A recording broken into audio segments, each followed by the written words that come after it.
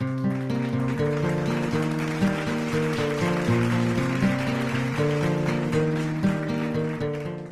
I am Disha and I work as a software engineer with Adobe. I'm a part of the Acrobat security engineering team and I've been working on the Adobe Reader Sandboxing project. With me is my colleague Manish. So I'm senior lead software quality engineer. I'm also working with Disha, the same team, Adobe Reader Sandboxing project. Okay, so briefly the agenda for the talk. This is what it looks like. We'll begin with an introduction and try and understand what was the motivation behind a technique like sandboxing. What exactly is a sandbox? We'll give a technical overview of sandbox implementation, followed by what are the typical challenges an application developer faces while implementing a sandbox for his application. And we'll summarize with what exactly are the advantages of implementing a sandbox in terms of what are the mitigations a sandbox provides, and then we'll open up for Q&A.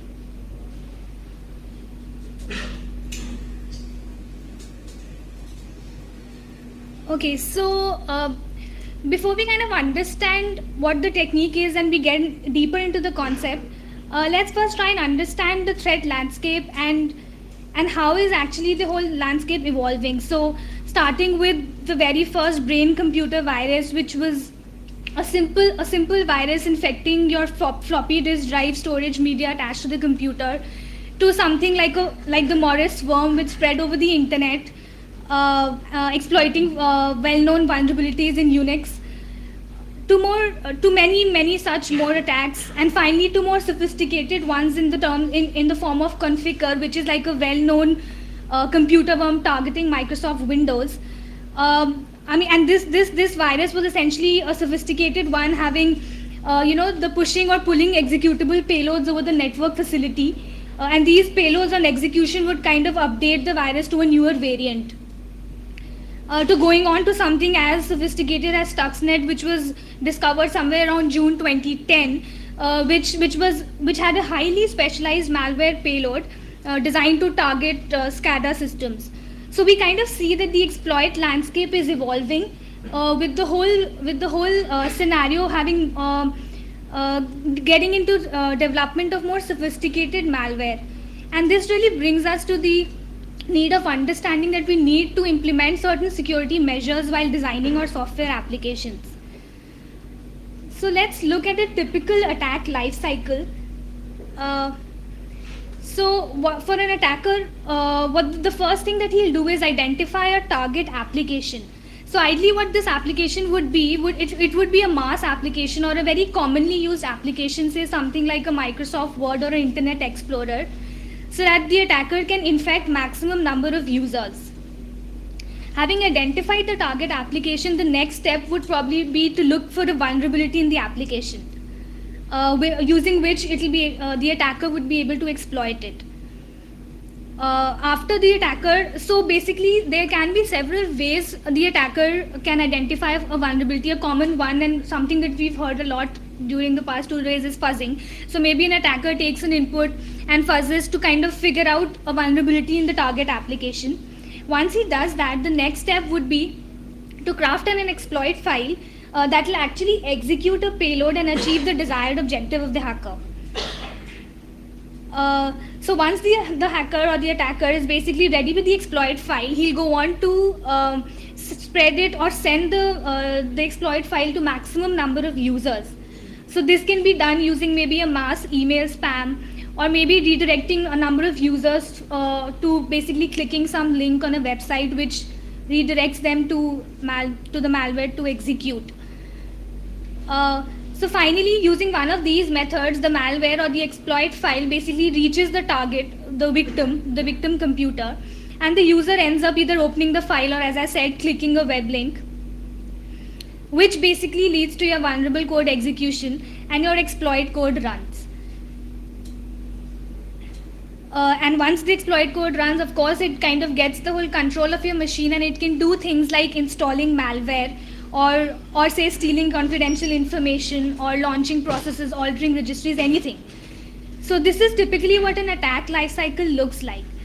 Now what we'll try and understand is at what stage what action we can take to kind of prevent such attacks from happening. Okay, so for the attacker, the first step that he does is kind of looks for a vulnerability in the application.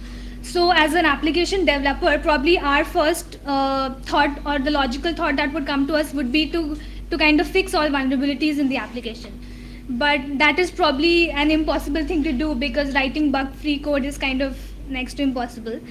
So the next step is, when the attacker is trying to kind of spread or send the exploit file to a large number of victims, we can put in place mechanisms like firewalls and email scanning to detect this malware. But the problem with this approach is that this basically relies on a signature-based method, which will probably not be able to detect newly crafted exploits. So we can also put a check at the point when the user is opening the file. So if you have an antivirus installed on the machine, so the antivirus may detect it as malware and kind of prohibit the file from opening. But this also has the same problem of using a signature-based mechanism, which does not really identify newly crafted exploits. So what basically remains is an option of blocking the execution of the exploit code. So once the exploit reaches the victim's machine and it starts executing, what the application developer can do is build certain constructs in his application that kind of block the execution of this exploit code. So let's look at how we can achieve this, how we can actually achieve the idea of blocking the execution of exploit code. Okay, so Microsoft Windows basically has added several exploit mitigation techniques. I'm sure a large number of you would have heard of these terms, but I'll just kind of touch on them. So the first being ASLR, which is address-based randomization, which essentially moves the function entry points around in memory so that they are at unpredictable locations, which kind of makes it hard for the attacker to write reliable code. So another would be like data execution prevention, that kind of prevents an application from executing code from non-executable memory locations. Then you can put in checks like safe SEH, in which when an exception is raised, it basically checks whether the exception is registered in a function table for the application. Then you can have things like the stack cookie or the GS flag, which basically includes a random number in a function stack just before the return address, so that when the function returns, the function epilogue code basically checks this value to make sure that it's not changed.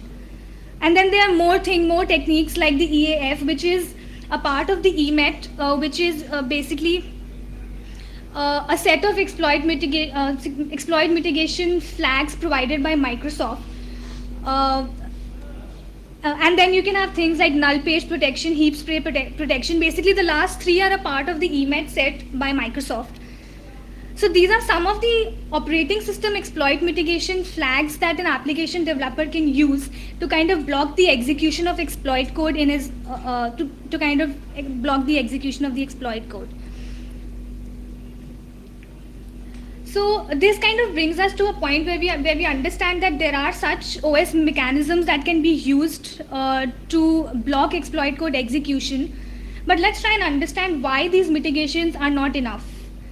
So we've thought of reasons, and so the first thing that comes to our mind is the idea of legacy code. So what we are dealing with today is a large, basically complex software applications which have large amount of legacy code in them.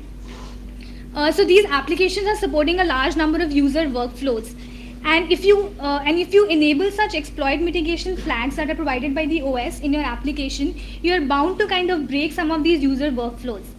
And this basically brings the application developer to the point where he needs to decide whether to provide security or usability to his user. So he's actually faced with this dilemma of either improving the security of his application by compromising the usefulness of it, or providing extended functionality by compromising security. The other reason why these inbuilt exploit mitigations might not work is the use of third-party libraries in software. So typically, most of the softwares these days make use of a large number of third-party libraries, which have their own independent development life cycles and update releases. So at a point, if your application is using a third-party library, it might not be possible for you to kind of enable these flags at every point when that library is updated. So there can be points in time where your application does not have the latest updated all flags enabled third-party library. So basically this brings us to understand that it's kind of hard to stop exploit code execution. So then what next? So the next step is probably to let the exploit code run. But then this might get us to think that our system is kind of compromised. So this is a shift in strategy. So what the idea here now is, let the exploit code run, but limit its ability to do anything interesting on the victim's machine. So basically what we are trying to say is that even if the exploit file reaches the user ends up opening the file and the exploit code runs, because you've limited its ability to do anything interesting, it will probably not be able to do things like installing malwares like keyloggers or rootkits or launching processes or altering your system. And this is where the concept of sandboxing kicks in. So the idea behind sandboxing is to kind of confine the execution environment of your application so that even if an exploit code runs, it's not able to do anything to your system. So I hope I've kind of set the context of where sandboxing kicks in. So let's try and understand what exactly is a sandbox. Okay, so before we understand what sandbox is, let's just look bird's eye view of how a normal application works. So typically a normal application interacts with the operating system resources like files, registries, and it has full access to these resources. So any attacker who's able to get a vulnerability in the normal application can basically then also go ahead and use the operating system resources, because the normal application is running at full user rights. An attacker who is able to control the application would then inevitably also be able to control the operating system resources. And then once he gets to do that, he can do any operation like installing software or launching processes or changing registries. In a sense, the attacker gets full control of the machine. As opposed to this, in case you're running a sandboxed application, the sandbox application, in the case of a sandbox application, all the risky operations like dealing with user data, etc., are done in the low rights process, which is called the sandbox process.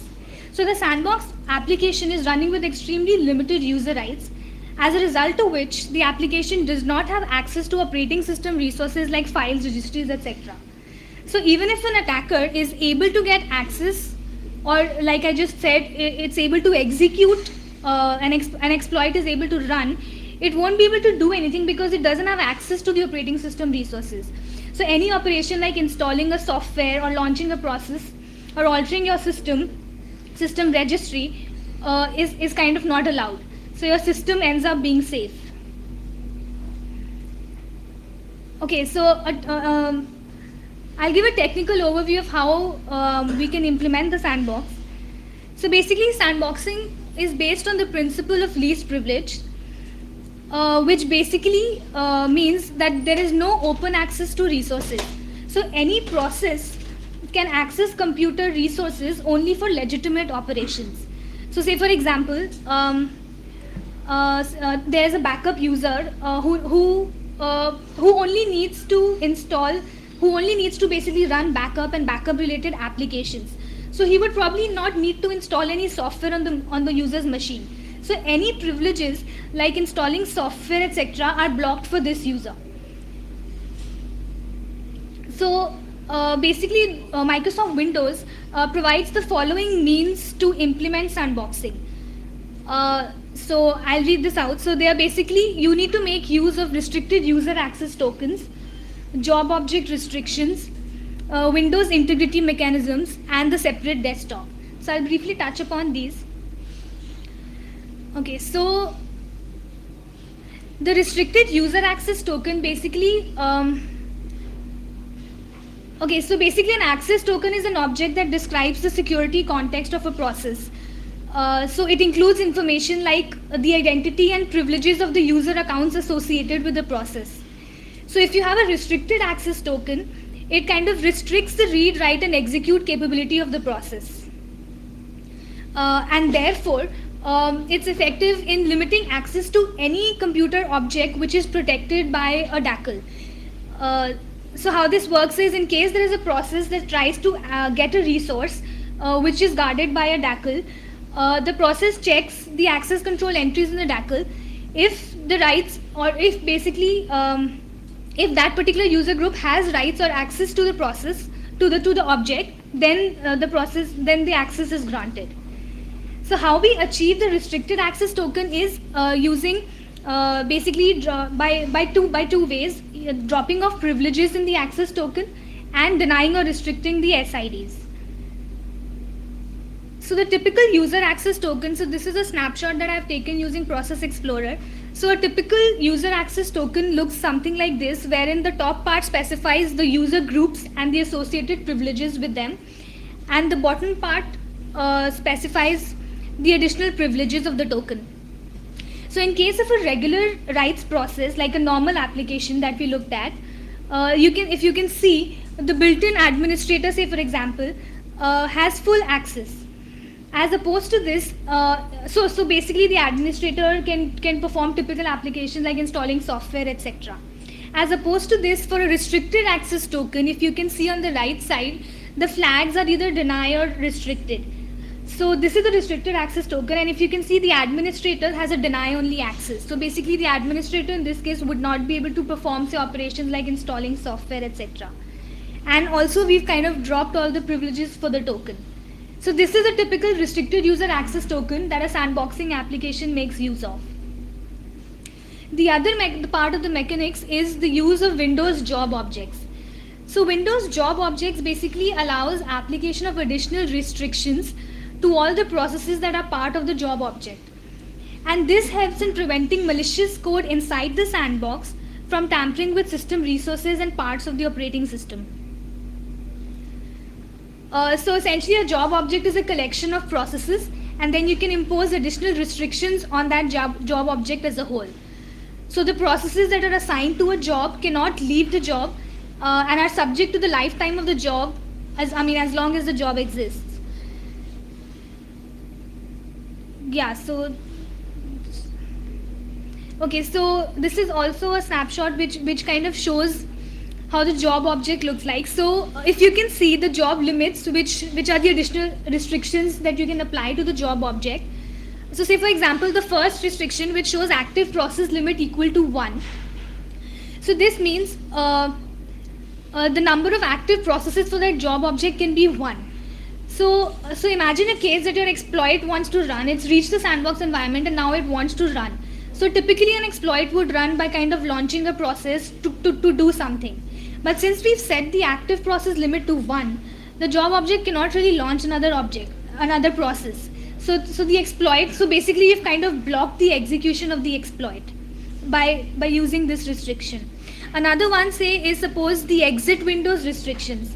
So if we apply this restriction to the job object, it prevents a process from logging off a user, uninformed, from basically logging off a user of the machine without his really intending to do so. So there are a couple of more restrictions that you can apply to the job, so to kind of limit the ability of an exploit even if it gets to run. The other part is the Windows integrity level. So basically this integrity mechanism in Windows, it prevents processes from sending messages to windows of other processes. And this essentially helps in prevention of shatter attacks, which is like sending messages or installing hooks into other processes without, like in an uninformed way. So, and how you do this is by assigning an integrity level of either low, medium or high to the application process. So for the sandbox process, the integrity level is low. So the idea here is basically that the integrity mechanism blocks the processes of lower integrity or lower trustworthiness from modifying objects of higher trustworthiness. Okay, so till now, what we try to understand is how do we restrict the access token and how do we make the sandbox run in a confined execution environment. But we also need to appreciate the fact that your normal application software would need to perform certain legitimate operations which would need access to resources that a sandbox process would not have. So for this, basically the engineering idea behind this is the use of a two-process architecture. So how this works is that along with your sandbox process, which is a process running with confined user rights, you have a process that, let's suppose call it the broker process, which is a normal user rights process. And this process runs along with the sandbox process. So why we typically need this is because there can be certain situations where your application needs to perform certain functions, and like your workflows, like say for example, you need to do some write operations. So a sandbox token would probably be prohibited. So you need to probably make use of an additional process to do something like that. So how this works is that the broker allows access to objects based on certain policies. So the policy is basically a programmatical interface that allows the broker application to define certain restrictions and allowances. So the broker has certain policies, and any request made by the sandbox process to the broker process is checked by the broker against the policies that are allowed by it. In case the operation is allowed, the sandbox process is able to execute it. We'll look at an example to kind of understand this better. Okay, and how the broker and the sandbox process communicate is through a IPC gateway using a shared memory and event mechanism. Okay, so this is a typical file access example of from the sandbox process. So on the left, you can see that there is a sandbox process which is running with the restricted user right token. So the sandbox process, say for example, if it wants to do a create file operation, it does a create file operation. The operating system knows that this is a process with a restricted token and basically returns an access denied. The sandbox process then does the request file access to the broker through the IPC, as I just mentioned. The broker process, which is the user rights process, which runs with the regular token, basically performs certain policy checks, which we've defined, which are specified or defined for the broker. In case the answer of the check is a yes, the broker then does a create file operation to the operating system, and since this is a user rights process, the operating system returns the handle to the broker process. The broker process then duplicates this handle to the sandbox process. The sandbox process makes use of this handle to execute its write action. So basically the idea is to understand that the broker is in full control of what to allow or deny the sandbox. So the sandbox in itself is an extremely restricted process that basically cannot do much. So for the legitimate operation, it needs to contact the broker, which does its policy checks, and if the policy checks are successful, the operation is performed, else aborted. These policies are actually a part of the application, so it's not like a user can configure that, of course. Okay, so having understood the sandbox, I'll kind of describe a proof of concept of that in terms of what the Adobe Reader version 10 did with its sandboxing.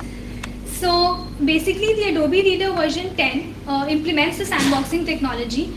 It creates a distinction of two security principles, the user principle and the PDF principle.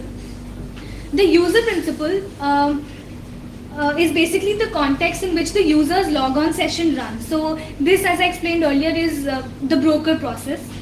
And the second is the PDF principle, which is the isolated process that parses and renders the PDF. And this distinction between the two principles is established by a trust boundary at the process level between the sandbox process and the rest of the logon session and the operating system. So basically the PDF principle is the sandbox process, and the user principle is the normal user rights broker process.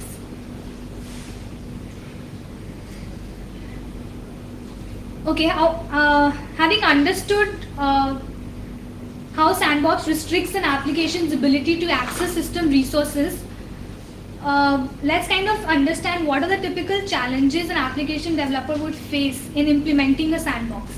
And I call on Manish to kind of take this forward. Thank you, Disha, and hello everyone. So as we have seen, that sandboxing is all about confining the process boundaries and then applying restriction on the process. But this is kind of against the what we require for user experience. For enhanced user experience, what we want is we need access on the maximum resources. So because of this conflicting interest, if you are planning to develop an application, sandbox application from scratch, you might see implementing difficulty in implementing certain workflows, and if you are enhancing or if you are changing your normal application to some legacy application to sandbox compatible, then you might end up breaking certain workflows. So based on our experience from the Reader Sandboxing project, I would like to discuss some challenges which one might face while developing sandbox applications. So these days, most applications provide the option to enhance the application capability by the means of plugins. The plugins which work flawlessly in non-sandbox version may start failing in sandbox one. And the reason could be because in the non-sandbox version, you have given them all the access, and they can do any operation by on their will. But in sandbox environment, you have confined them. They cannot perform operations. So what they need your help to do legitimate operations. For that, you have to enhance policies, and for that you have to provide some framework. Using that, they can actually do legitimate operations. So what we can do to counter this problem, the very first thing is the developer should be well informed about the changes by the means of outreach program. The second, they should be provided some pre-release build so that they could fix the compatibility before sandbox version is out in the market. Another class of tools where you might see problems are accessibility tools. So accessibility tools, the way they work are they inject DLL into process or they hot patch thing. So these are the techniques which are prohibited for sandbox reason, and you might see that your application is not working with accessibility tools. So kind of all these accessibility tools which you are planning to support should be well tested with your sandbox application. The one major problem that is seen are the antivirus software. So how sandbox works is technically, it works by intercepting and hot patching various Windows APIs and calls. The same is done by the antivirus softwares to listen up your process activity. Chances that there is some conflict which cannot be resolved. That there is some call which antivirus need to hot patch, and you are also hot patching it. Then in that case, probably you can work with antivirus company to get your exe or process whitelisted. So next point related to antivirus. So what else we can do is participate in the antivirus tools pre-release program and probably invite them in your pre-release program, so that if there is any conflict, it can be resolved before your product or their product is out of the market. So another challenge is broker design itself. So as we have seen that we are heavily relying on broker process for policy checks and other things. So to make sure that our sandbox is foolproof and there is no holes left, probably this is the one thing which should be taken very seriously. So what we can do here is the design should be well thought. Code base should be kept as small as possible so that there is very small attack surface. It should be well reviewed from the security perspective, like there should be no unsafe APIs usage or bad security practice coding practices. And then it should be well fuzzed and pen tested so that there is no hole left for some easy bug finding. So mitigations provided by Sandbox. So we already talked about what a Sandbox does. We already talked a lot about what Sandbox does. For us, it restricts blah blah blah blah. So I just want to summarize the list of mitigations provided by the sandbox for the sake of completeness. So it mitigates again launching the external process from within the application. So you would say, what is the big deal? So I think everybody in this room understands that if a malware want to do anything interesting, it has to launch external process. So if the external process launch is blocked, probably they cannot do anything interesting on a machine. They cannot do things like open TCP port using cell or something, so that their code is running at the next reboot. And probably it's also stop them installing any malware in arbitrary location on your machine. Then access to registries. So another way probably could be then that they drop their code in some location like temp or something, and then they create an registry in Windows current system and run, and probably then get it executed in next boot. So another thing, modifying object of other process. So what it means, so the another vector could be another way an attacker could do interesting thing on a machine is not getting it done by the victim process itself. Instead of it contacts or create hook in the other process and then get its job done by that process. So it also blocks, it also mitigate against